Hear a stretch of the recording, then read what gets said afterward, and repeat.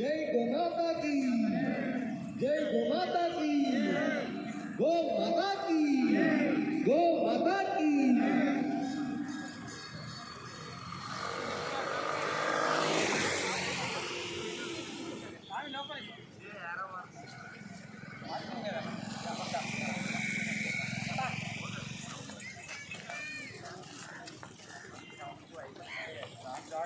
जय गौ माता जय गौ माता जय गौ माता जय गौ माता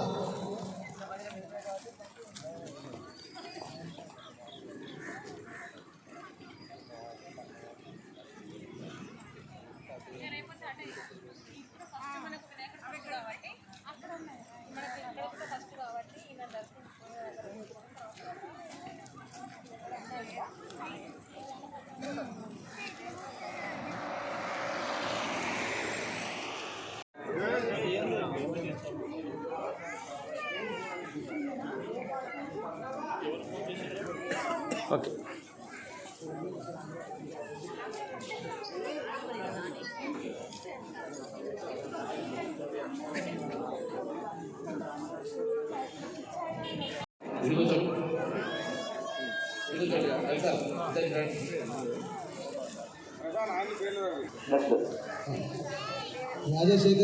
రాజశేఖర్ గారు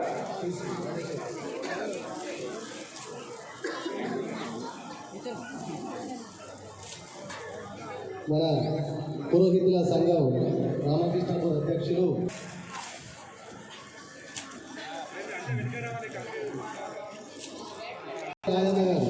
రాజన్న గారు గోనె సతీష్ గారు వెల్లపల్లి వాస్తవ్యులు వీరు గోనె సతీష్ గారు వచ్చారా? ముద్దసాని శ్రీనివాస్ గారు, మావడాల రాజయ్య గారు,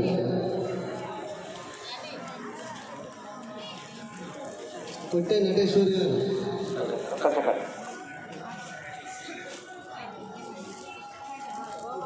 కొట్టే నటేశ్వరులు వీరు మంచల్ వాస్తవ్యులు, వీరు లాయర్ ఉత్రిత్య, వీరు గోవులంటే అమితమైన ప్రేమ అక్కడ వాళ్తారు ఇగలేక అలాంటి వ్యక్తులు మన రామకృష్ణపూర్ గారు మంచిగా ప్రాంగణంగా చూస్తున్నారు. చాలా మంది ఇక్కడ వేస్తున్నారని చెప్పి ఇవన్నీ వచ్చి వాళ్ళు స్వీకరిస్తున్నారు. ఇక్కడ ఉదయగిరి ఉన్నారు, ఇది జైపూర్ వాస్తవ్యానికి రావడం జరిగింది. ఇట్లా పలు ప్రాంతాల వారిగా వస్తున్నారు. గారు వీరు లాయరు ఉత్రిత్య. ధన్యవాదాలు. ఒడ్డు రాజశేఖర్ గారు తీసుకున్నారు. ధన్యవాదాలండి. వీళ్ళు హైదరాబాద్ వాస్తవ్యులు.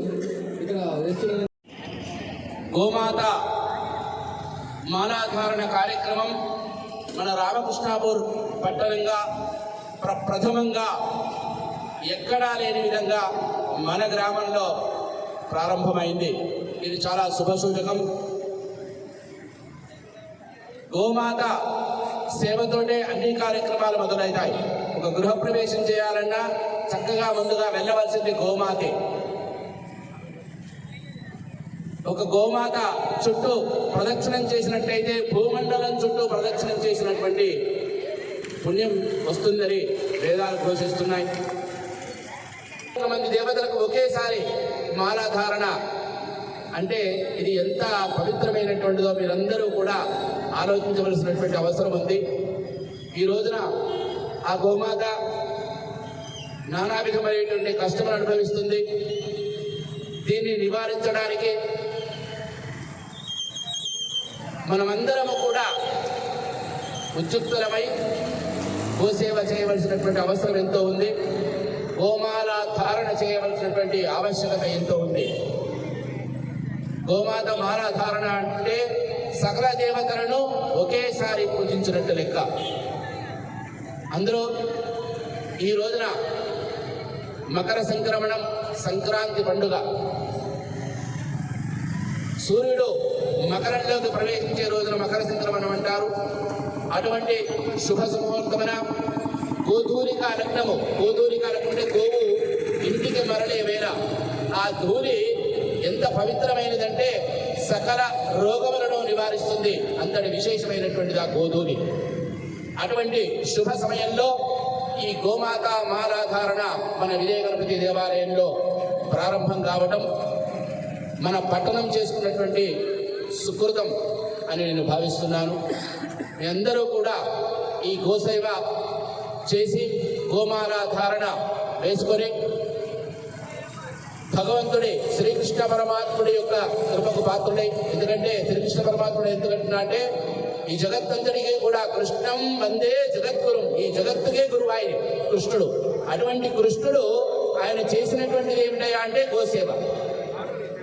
అటువంటి గోసేవ మాలాధారణ మనం వేసుకొని ఆ గోసేవ చేస్తున్నామంటే మనం కూడా ఆ యొక్క పుణ్యంలో కాస్త పుణ్యం మనకు కూడా చేస్తుంది. ఈ యొక్క శుభ సమయంలో మాలాధారణ వేసుకొని ఈ గోసేవ చేసి తరింపవలసిందిగా మీ అందరికీ కోరుతున్నాను. జై గోమాత, జై విశ్వమాత, బలో కృష్ణ భగవానికి.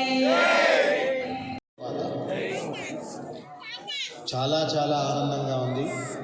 నిజంగా పెద్ద భాగ్యం అనుకోవచ్చు. అంటే ఇలా గోమాల, గోదీక్ష తీసుకుంటున్నారు. వాస్తవానికి మన భారతదేశంలో ప్రతి ఇంట్లో గోవు ఉండేది. ప్రత్యేకంగా దీక్ష లాంటిది అవసరం లేకుండే. మనందరం ఆవుల్ని సేవిస్తాం. గృహప్రవేశం జరగాలన్నా ఆవు కావాలి. ఎవరైనా మన ఇంట్లో పెద్దవాళ్ళు పోతే వాళ్ళ పేరుతో దానం ఇవ్వడానికి మనకు ఆవు కావాలి, గోదానం అంటాము. సంకల్పంలో కూడా కన్యాదానం చేసేటప్పుడు మనం కొంత గోదానం, భూదానం చేస్తాం. గోవుని ఎక్కడ కూడా విస్మరించడానికి మన దగ్గర అసలు అవకాశమే లేదు. అలాంటి గోవు గురించి ఇప్పుడు బాధపడాల్సి వస్తుంది. ఎలాంటి భారతదేశం ఎలాంటి గోవుల్ని ఎంత అద్భుతంగా చూసుకుంది.